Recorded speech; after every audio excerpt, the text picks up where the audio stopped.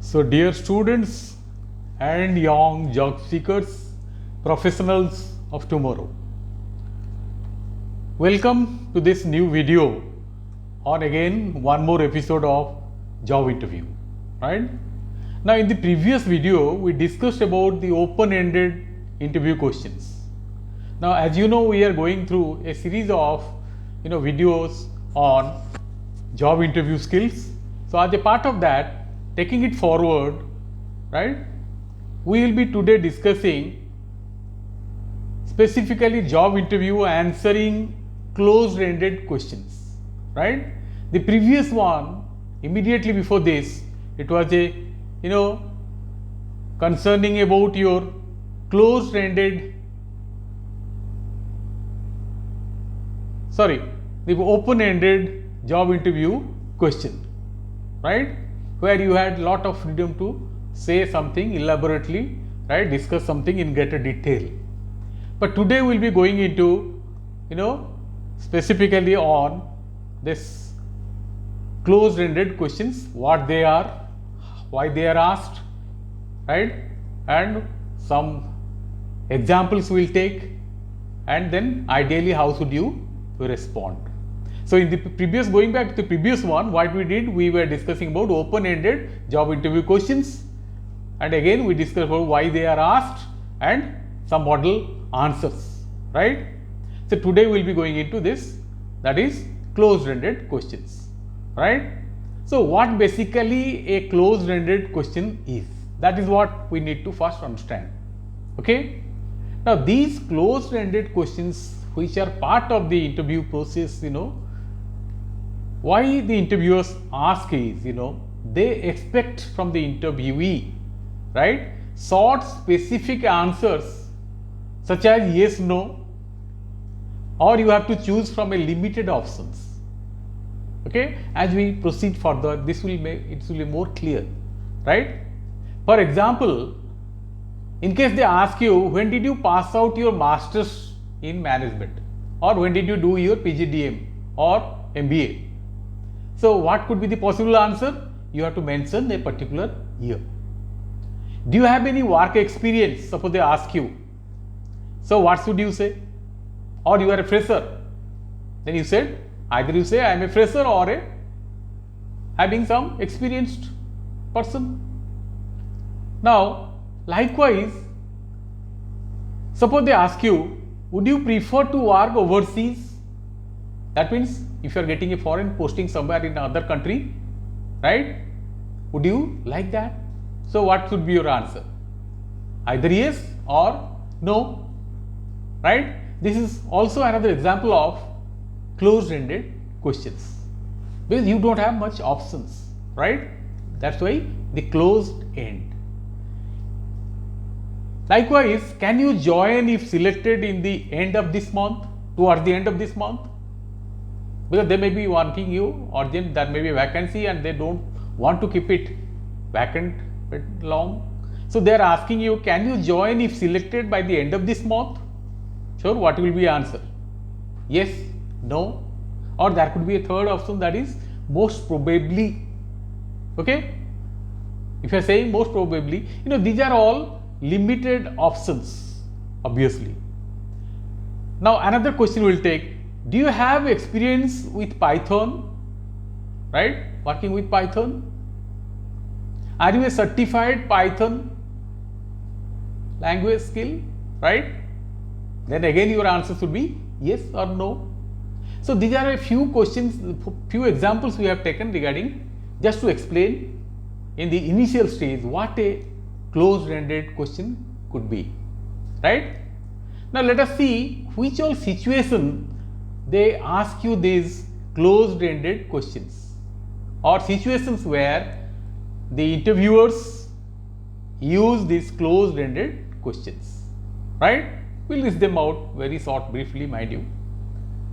Now, first thing, they are suitable when they are trying to screen you, right?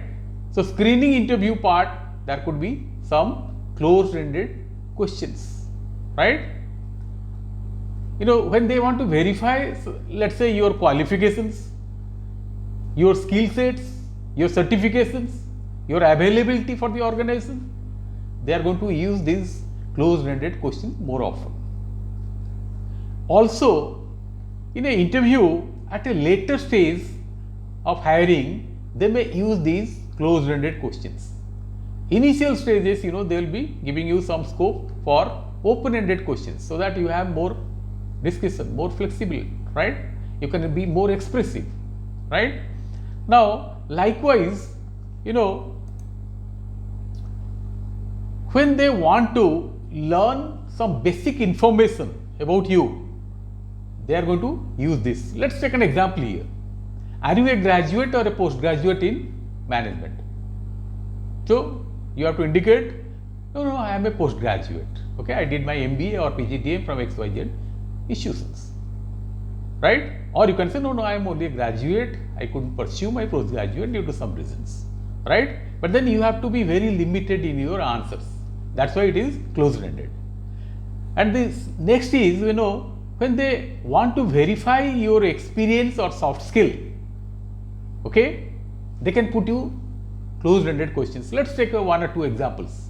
How long you have been working with the ABC consultants? So you can indicate a particular numeric figure, 5 years, 2 years, 3 years. Let's say they put you another question regarding testing your soft skill. So what are they asking you? Are you a certified soft skill trainer? Or you have been, so you can say yes, okay, I am a certified soft skill trainer.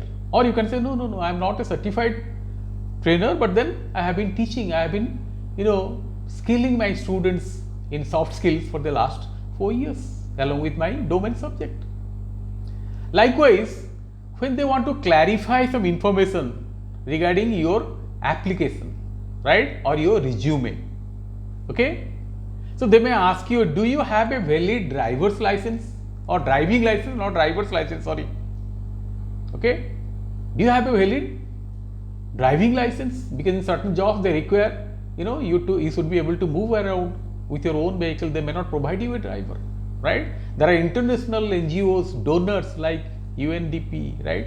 They always insist that you should have already a driving license. So he is asking, do you have a valid driving license? So answers could be again yes and no. Did you ever work from home earlier? Right? Because of suppose the organization is going to provide you, work from home option, right? Then they may ask you this.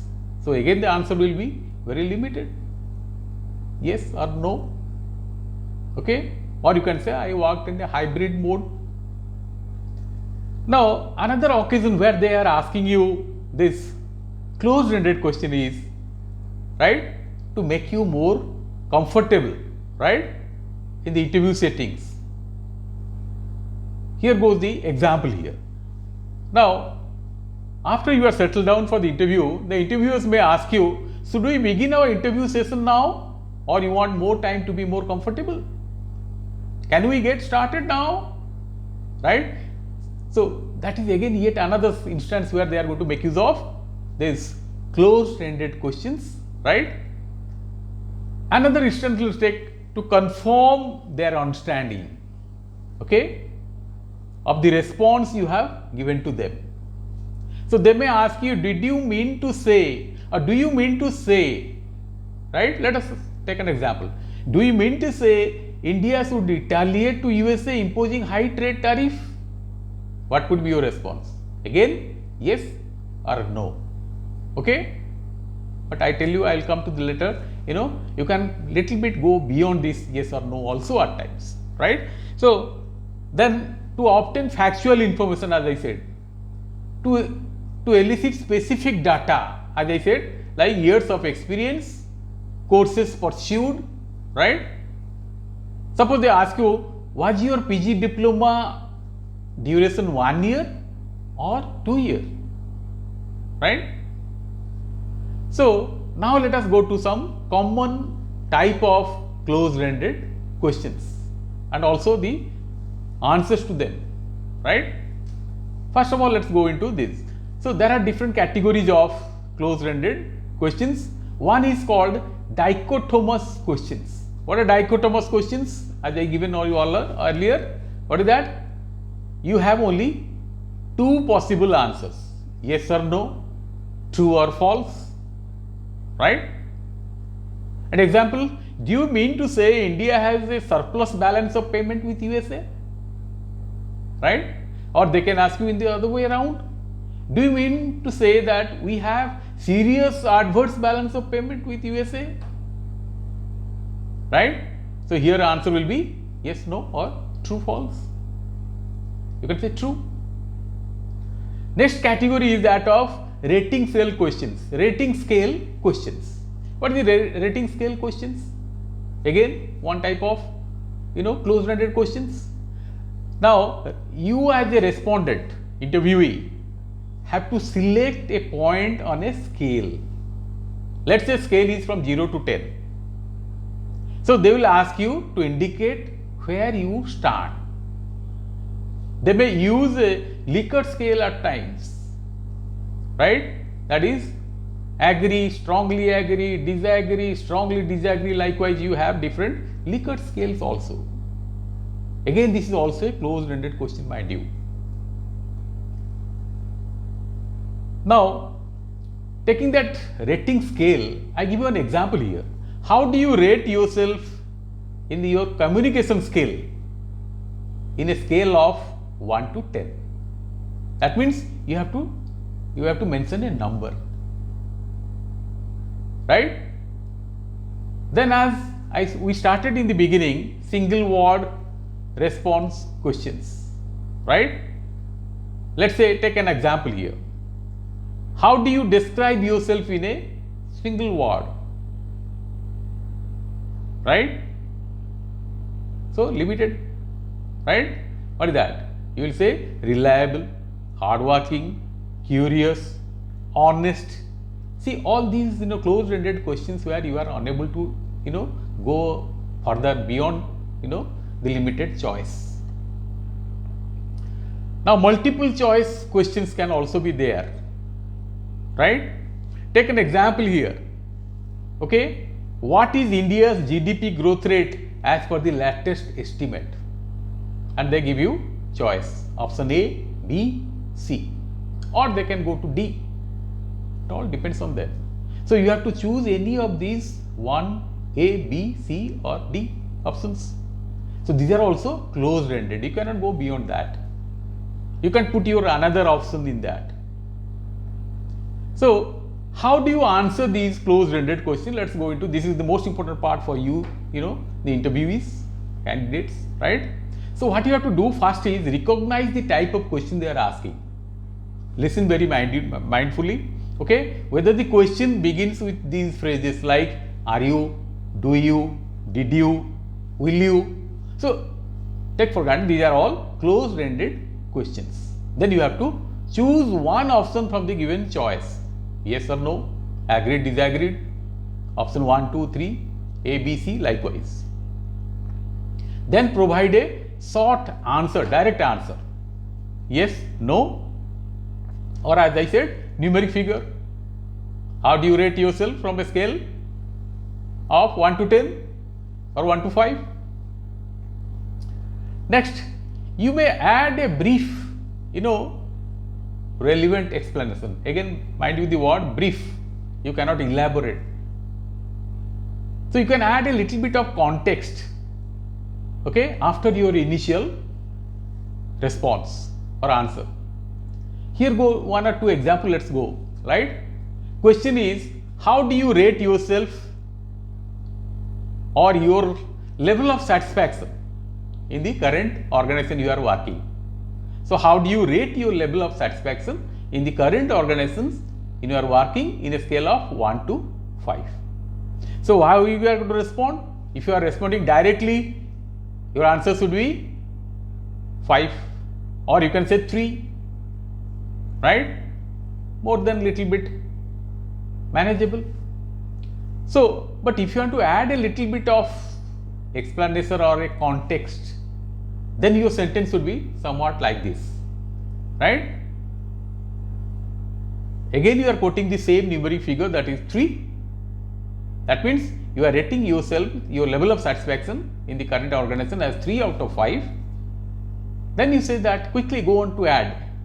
It is okay by and large considering the organization's financial standing, but after 10 years of experience working for the organization, I expect a better work-life balance. Or you can say I expect a little bit of growth opportunity to learn and scale up. So, that you are adding immediately, but then you are not explaining in details. Okay. Now, here are some more closed-ended questions, right? The possible answers are also there, but here again you are adding a context, right? Listen very mindfully. The question could be like this: are you proficient in Excel? Are you proficient in Excel? Right? Are you Excel certified? Likewise, they can ask you. Maybe the organization is doing a lot of work in Excel. They want somebody who has a proficiency in or competency in handling Excel spreadsheets. So they are asking you, are you proficient in Excel? So either you say yes or no. But as I said, you have to add a little bit of context. So how should your answer be? Yes, in my last role, I used Excel to manage project budget, create spreadsheets for tracking expenses, and also generate monthly financial reports. We go to yet another example here. Next question are also closed-ended, but here also you are free to add a little bit of suffixes or explanation. Are you comfortable working independently? Maybe the organization wants someone who don't need much of supporting hands or supervision. So obviously, right, as expected, your answer will be yes, I am. But don't stop here. Add a few lines. I am comfortable with working independently, and I also find it very effective. In my last job, I was often responsible for managing my own workforce or work flow rather without any supervision. This allowed me to stay focused and also efficient, ultimately being recognized and rewarded.